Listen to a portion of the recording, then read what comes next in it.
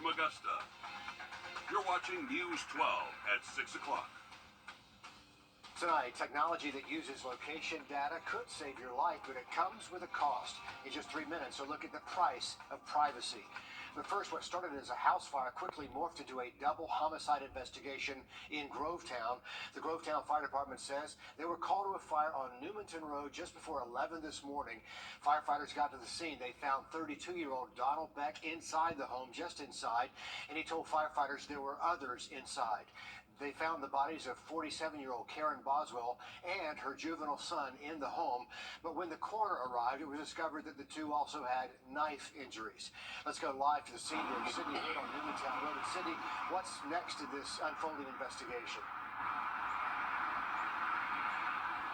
The bodies of both Boswell and her young son are being sent off to the GBI crime lab for autopsies. And like you said, their deaths are now being investigated as homicides. Now, inside the house behind me, which is now taped off with crime tape, Boswell and her son had Donald Beck inside with them during the fire. Beck survived the fire and is currently at the hospital. Police say Beck and Boswell lived together here. And just within the last hour, we found Beck was served child support papers on March 22nd. So not even 2 weeks ago. We checked and the address listed for Beck on this letter is the same address for the house that burned. We also found back in October more documents from the Department of Human Services ordering Beck to pay child support. Now, the Grovetown Police Department did say that several children lived here with Beck and Boswell. The Grovetown Police Department also added that arrest warrants for Beck are coming soon. We're waiting to find out more, but all we do know is that 2 people have lost their lives here in a real tragedy there on Newmanton Road. Sydney, thanks for the update there. Also developing this evening, the Richmond County Sheriff's Office investigating a shooting that happened at Diamond Lakes Park this afternoon. Deputies were called to that park around 2:20 and found one victim shot at least once. They're in a hospital now with non-life-threatening injuries. No word yet on any suspects. Augusta Parks and Rec posting on social media this afternoon the park is temporarily closed while they investigate. We're talking all detail coming up. Mikhail, thanks a lot. You know, it's never been easier to keep up with family and friends with apps like Find My Friends and Life 360. GPS tracking services like OnStar can make a difference in life or death situations when every minute counts. And we've also seen location data helping in criminal prosecutions like the Alec Murdaugh case. But it all comes with a potential price tag, your privacy. Senior investigative reporter Liz Owens uncovers the dark side of data. Well, the Fourth Amendment protects against unreasonable searches and seizures. In other words, intrusion by the government. This is why law enforcement has to get a warrant or a court order before they can search your home or install a tracking device on a car. But today, most vehicles come with built-in GPS, and many of us carry trackers with us, our cell phones. The Supreme Court hasn't yet required law enforcement to obtain a warrant to access real-time location data coming from our cars and cell phones, which I found they can sometimes access with just a call. An investigator goes missing a day after his fellow investigator with the Richmond County Sheriff's Office executed a search warrant at his home. Brian Manick, he's driving a white Chevy Silverado, Georgia plate. The search warrant alleges Brian Manicky, a child sex crime investigator, posted a photo of 2 girls on a pedophilia-friendly Facebook page under an alias name. His phone is pinging in Hickory Knoll. Okay.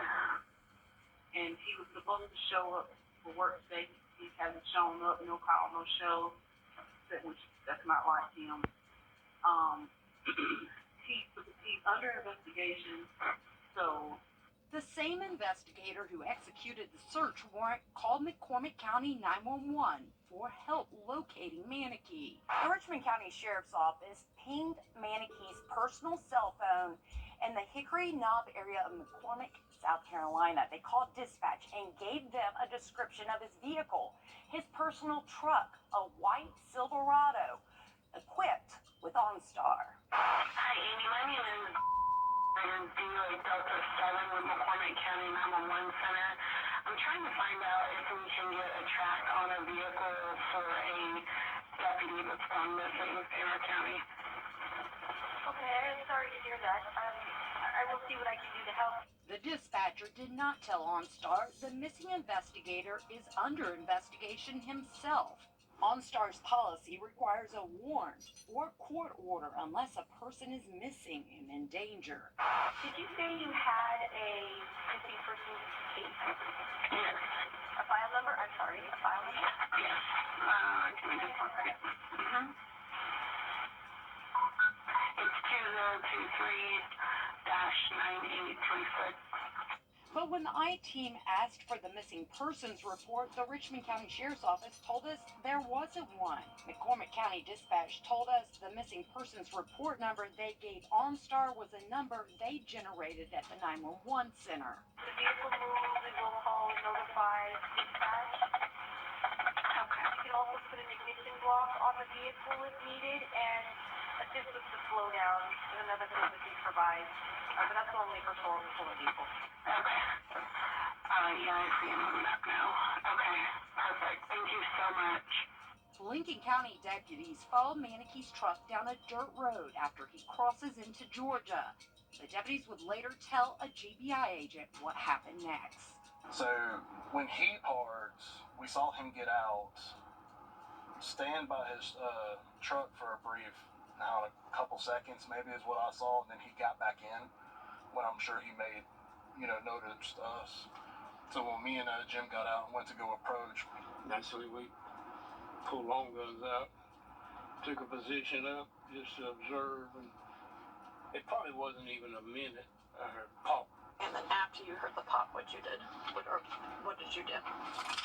took a defensive position at my vehicle. I stayed at my vehicle till Jim was able to get up to the vehicle and see that he was deceased, and then he motioned a thumbs down, stating, it was done. The GBI's case file would later show I don't think Daniel found a cell phone in the truck. the agent did not find anything that would give off a ping in Manikey's truck. Oh, wow. Okay. So they want that phone because that's, I guess, got some other Yeah. other stuff on it. So I made some calls, and most federal agencies have policies that require a warrant before they track someone without their knowledge. And in South Carolina, legislators there introduced a bill which will make it illegal to access GPS data without a warrant. But that bill has been sitting in a committee for more than a year now. And in Georgia, I did not find anything in the books. Liz Owens with the I-Team story for us there. An important one, Liz. Thank you. A project years in the making has finally broken ground. The long-awaited Wellstar Columbia County Medical Center officially under construction now, even though steel is up out of the ground. Georgia Governor Brian Kemp even made an appearance today during this groundbreaking celebration. Audrey Dick Herbert looks at the need for a full-service hospital in Columbia County. It's a process that started back in 2012 and will be the first of its kind in Columbia County, offering services that people in the area or in rural communities would typically have to drive a lot farther for. It's a life-saving facility that's needed in the county. Access to care across the state of Georgia is hard right now. This hospital in Columbia County, which is the largest county in the state without an inpatient facility, will do wonders for opening up that access. The new hospital will have 100 inpatient beds, an emergency department planning to be a level 2 trauma center, operating rooms, cath labs, and a 90,000 square foot medical office building with primary care, women's care, and more. Columbia County is not a rural county itself, but it's surrounded by a lot of counties that are considered rural. So especially if you get around the Clark Hill area and that sort of thing, you had to drive all the way into Augusta to get care, especially emergency care. This is going to provide that access to folks that may live in the surrounding counties. It will also allow students and people in the area to have access to a new kind of training and care nearby. The partnership with MCG and educating the physicians of the future and have them being focused on practicing in rural Georgia is going to be incredible, not just for this area, but for the entire state. Bringing in more jobs, people, and services to an area that is rapidly growing. The more opportunities we can provide for students, whether it's training opportunities for those that go into healthcare, or for just students that live in this area to know that they're going to have a state-of-the-art hospital right in this county. The new facility is set to open in 2026, and as you can see, they've hit the ground running to get this project done as soon as they can. In Columbia County, Wrdw on your side. And it's been a long time coming for Columbia County. Audrey, thanks. The Izzy Scott Foundation and the Salvation Army Kroc Center of Augusta teaming up to sponsor swim lessons for 100 local families. Today, Izzy Scott's parents filled us in about their upcoming fundraiser on the 20th of April. Izzy drowned last summer on his second day of swim lessons at a private pool, a home in Burke County. Now, Izzy's law is in effect across Georgia, requiring a comprehensive swim safety plan for all private swim instructors. So, coming up on the 20th, at the Kroc Center, there's going to be a summit and a resource fair for families and kids to learn more about safe swimming practices. Coming up, young golfers getting the chance to learn from some of the best. We're going to hear how they're playing it forward coming up here on News 12. And after a beautiful Easter weekend, we are starting off cloudy. Going to see a big temperature drop this week as well. We'll look at rainfall chances coming up. Izzy Scott's parents fought hard for Izzy's law after he drowned on the second day of swim lessons. It was a relief and a sign of change when that bill got signed into law. The I-Team first uncovered back in 2022 that Georgia had no rules, no regulations for private swim instructors. They didn't need a certification either. The state passed Izzy's law to build those guidelines for private swim instructors. But the I-Team found that law doesn't actually guarantee any accountability. The state has no way of tracking these private swim instructors. You don't even have to have a business license. And there are no penalties or consequences for not following the law. The DPH told us they have no way of tracking who is or isn't following the law using that aquatic safety model. This law that was passed is leaving parents feeling like this was a shallow promise. How? How is that even possible? You can view that full law and this full story on our website and our YouTube page. Time and Temp, brought to you by your First Alert weather team. Of this week. So cooler to finish off the work week, but lots of sunshine ahead moving past Wednesday. Miguel, thanks a lot. It is a vote for your safety and security here in Augusta. We're continuing with our weekly interviews with candidates running for Richmond County Sheriff. And today, we're wrapping up our one-on-one coverage with Sheriff Richard Roundtree, who's been sheriff for the past 12 years. Craig Allison sat down with him. Elected 3 times before, and with experience ranging from running patrol to learning from the FBI National Academy, Sheriff Roundtree's confidence lies in the fact he's been in this seat before. Platform is our record.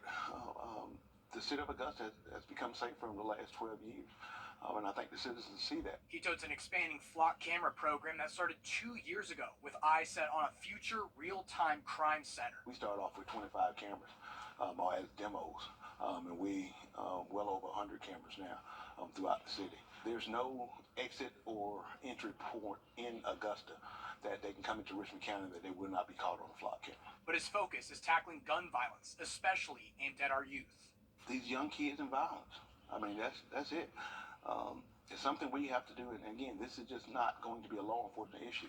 This is going to have to be a community project. One issue also hitting hard is retaining deputies, something Sheriff Roundtree attributes to nationwide shortages. But as our I-Team reports, since 2021, 78 deputies have been fired, 34 retired, and 336 have resigned, 7 of which were in lieu of termination. If you continually to not support your law enforcement, it's going to make your city less safe.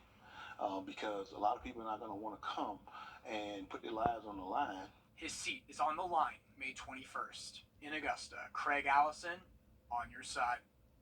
And just a note, we conducted all these interviews before any of them aired, and Sheriff Roundtree's interview happened just before the I-Team broke a story about multiple deputy arrests and firing surrounding fighting with inmates at the Webster Detention Center 2 years ago. We did reach out for a follow-up interview with the sheriff, and Sheriff Roundtree replied, "Thank you, but I'm good." As you can see, all these candidates' interviews have all been done now, and you can watch them all in their entirety on the website, wrdw.com. Shifting gears now, we're going to give you a live look at First Tee of Augusta, the 3rd annual Play It Forward golf tournament. Golf clinic happening right now. How Augusta National women's amateur players are sharing their skills when we come back. First Alert Radar, powered by Jim Hudson Automotive Group. All right, what do we got? Looks like 64 yards to the pin. About 64 mile per hour winds. Dude, there's no wind. Hand me my 64-degree wedge. What's it with you and 64? Are you 64.com? I'm Doug Edmondson. Imagine a special evening you lovingly plan to celebrate for your anniversary. Flowers, a night on the town, reservations and tickets months in advance.